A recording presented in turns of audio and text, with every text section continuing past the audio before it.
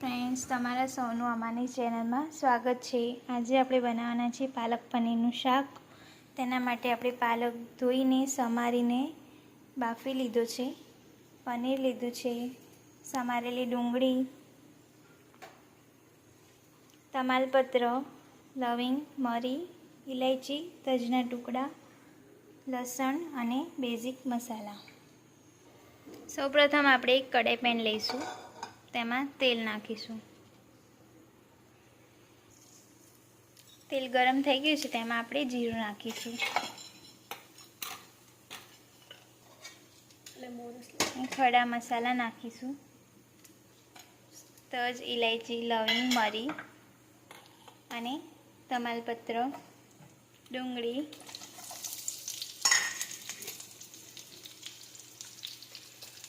તેને સાંતળી લઈશું।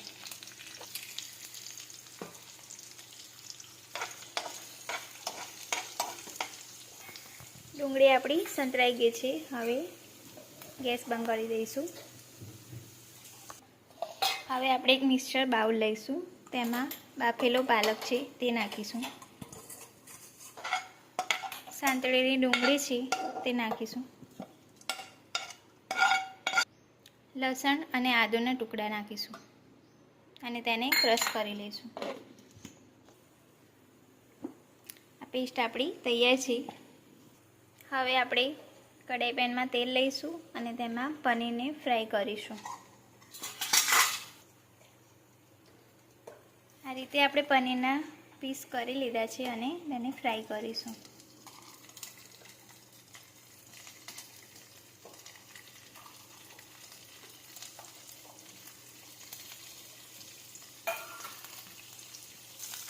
પનીર આપણું બદામી રંગનું થાય ત્યાં સુધી ફ્રાય કરીશું। આપણે ફ્લેમ ફાસ્ટ રાખીશું ગેસનું, જેથી પાણી એનું બળી જાય અને પનીર ચોંટે નહીં। આપણું પનીર બ્રાઉન કલરનું બદામી થઈ ગયું છે, તેને કાઢી લઈશું।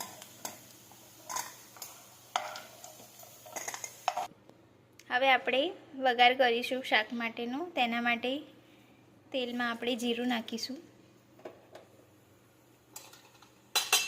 ચપટી હિંગ નાખીશું, લાલ મરચું નાખીશું, ધાણા જીરું પાવડર અને સ્વાદ પ્રમાણે મીઠું નાખીશું। હવે જે પાલકની પેસ્ટ છે તે નાખીશું।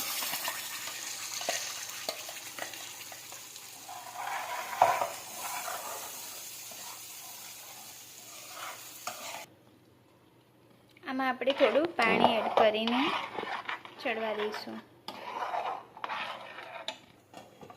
ઢાંકીને આપણે 2-3 મિનિટ માટે ચડવી દઈશું।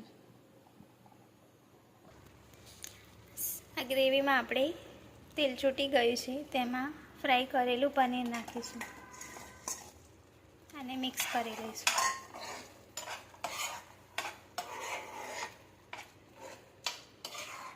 બે મિનિટ આપણે ઢાંકીને થવા દઈશું। આ પાલક પનીરની સબ્જી આપણી રેડી છે, તો હવે સર્વ કરી લઈએ।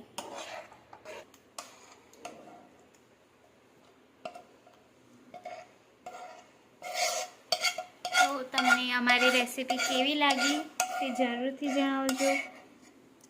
તમે પણ ઘરે ટ્રાય કરજો। આની ઉપર આપણે ચીઝ છીણીને ગાર્નિશ કરીશું। આ સબ્જી આપણે વિથઆઉટ ટામેટું બનાવીએ છીએ। જો કોઈને ટામેટું નાખવાનું હોય તો નાખી શકાય છે, અને કોઈને ટામેટા વગરનું ખાવાનું હોય તો આ રીતે બનાવી શકાય છે। તો અમારી ચેનલને લાઈક, શેર, સબસ્ક્રાઈબ કરવાનું ભૂલતા નહીં।